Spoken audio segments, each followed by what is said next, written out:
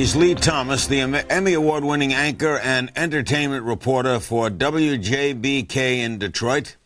He suffers from, I guess you'd call it a disease, from vitiligo. He's got a new book out called Turning White, a memoir of change. There you see its cover. What is vitiligo? It's a pigment disorder or disease where your body actually starts to attack the pigment cells in your skin.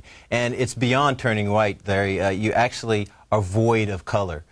Simply titled, the book was Turning White, but it's void of color. I'm pigmentless in parts of my skin. For lighter skinned people, it's not as noticeable, but for darker skinned people, it's So it can happen to Caucasians? It can happen to anyone, any age, usually between 25 and 45, but I've seen people as young as 3, 6, 7 who have the disease. Female? Male and female, yep. During the first break, Lee is going to take some wipes here, and he's makeup now. He's this kind of odd. He's being made up to look like he really looks in real life. In other words, this is him. He is a black individual. Right. When he does the wipes, we'll see how he... Well, I tell you what, it wasn't always like this. Let's take a look at what Lee goes through on a typical day at the station. Watch.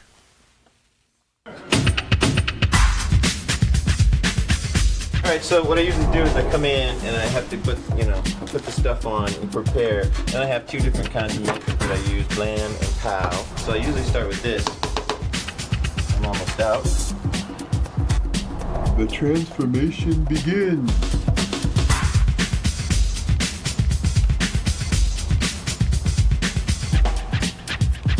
The reason I start using 2 different colors is because men's beards are usually darker, especially African American men. Their beard line is usually darker, so it looks more natural that way.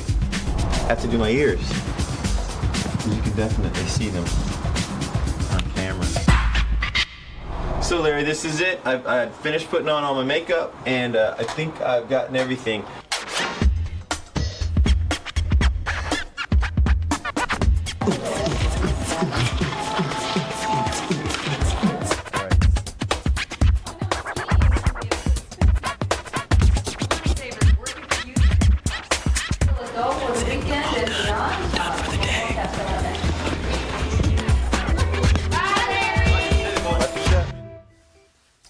Now, we'll have him take it off at the first break and reverse it. Is it weird to make yourself up to look like you really are? No, at this point I'm very comfortable putting on the makeup, and it's really for other people, because I know what people, when they see me without makeup, it's hard for them to pay attention to what I'm saying. A lot of times they're staring at my ear or my neck or not really paying attention to my words. And when you're on camera, when you're on television and on the news like what I do, I have a great time being there, but I know it's all about the information and not about me, so I try to do as much as I can to focus on the information and not myself. Lee, is there anything dangerous in this, in that, for example, supposing you lived a whole life made up? No. The vitiligo takes your pigment away, and the thing that happens from that, it's not contagious, it's not life-threatening, but I can get a bad sunburn, which is brand new for me, because as an African American, I never had to deal with a sunburn, Larry. So the first time I got sunburned was on my arm, and I didn't know what it was. I had to ask somebody what's going on. My arm's red and it itches. So put your hands up toward the camera. Sure. So sure. Where can you guys get Let's that? get the full camera on, okay, guys? Do away with the mirror. There Thanks. we go. We're crazy with you can mirrors. see the contrast. Yeah. I'll put both of them up. There you go. So you can see it's completely gone at this point. You can see a little bit of pigment starting right in some of these areas. We can see on my wrist. That's where the pigment starts to come back. Does it come back?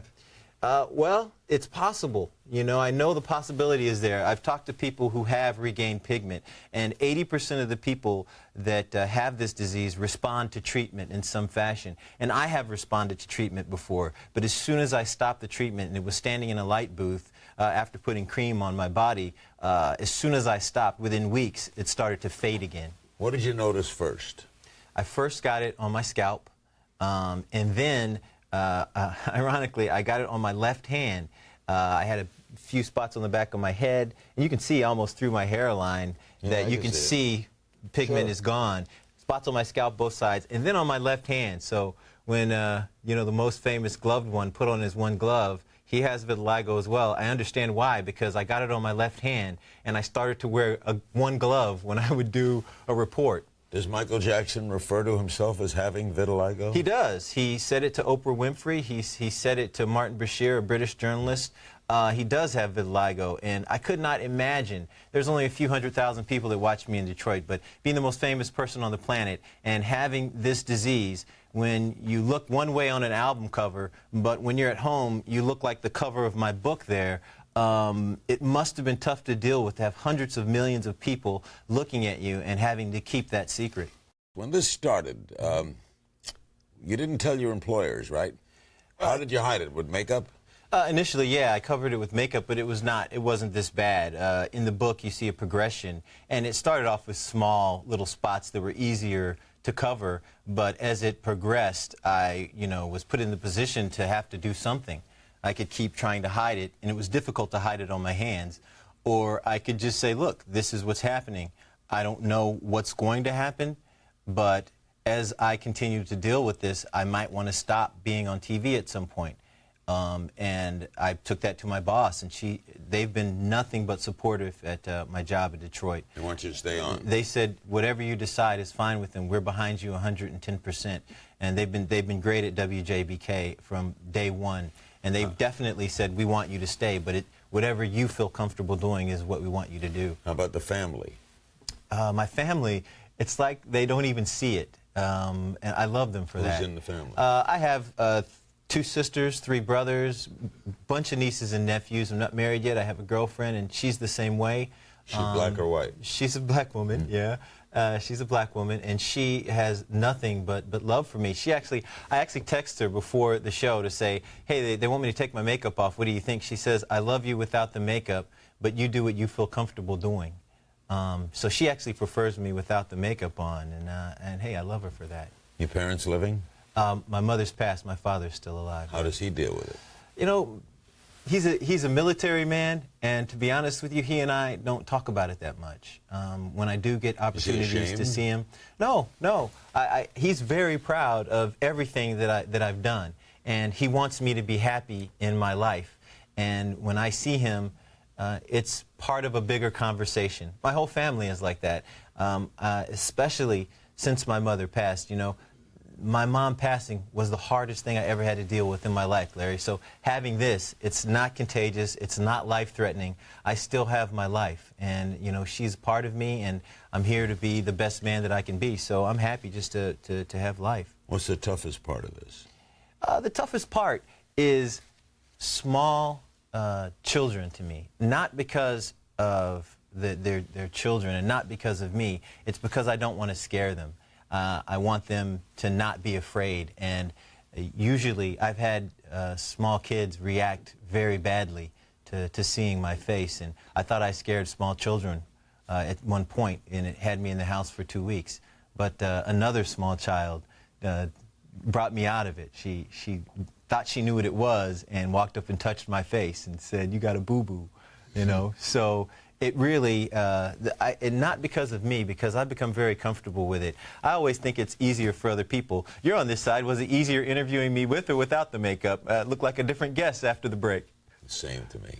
You're an interesting subject. It's a fascinating thing to have happen. You try to, as an interviewer, put yourself in the in the seat of the guest. In other words, I don't know how I would react. Man, I'm taking notes just being across from you, Larry. You're a good man. We have an email from Janet in Yellow Springs, Ohio. Can the loss of skin pigment be triggered by skin-affected fungal infection? I have heard that. A worker with one of the big 3 was talking about working in the tire plant, and he thought that that's what triggered it for him.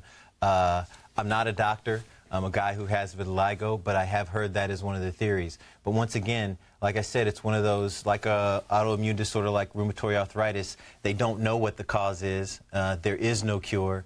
And I definitely am far from being a doctor. I'm just a reporter. But that is one of the theories that I've heard. Why'd you go public? A young man called, and kids do that. People who have vitiligo saw it on my hands when my hands were two-toned. They saw it, and they would call me and say, do you have vitiligo, and what are you doing to deal with it, and how do you stay on the air, and is it on your face? And I would offer, especially to children, to come to the station and to meet me and to talk to me. And if there's some way they can gain strength or anything from my story, I was there to offer it for them. So I talked to a kid on the phone for 45 minutes, and he said, "Would you do a story on yourself without makeup on?" And I said, "Why?" He said, "Maybe if you do the story, people will treat me differently." And he told me about another kid that was 8 who wears a mask to go outside and play.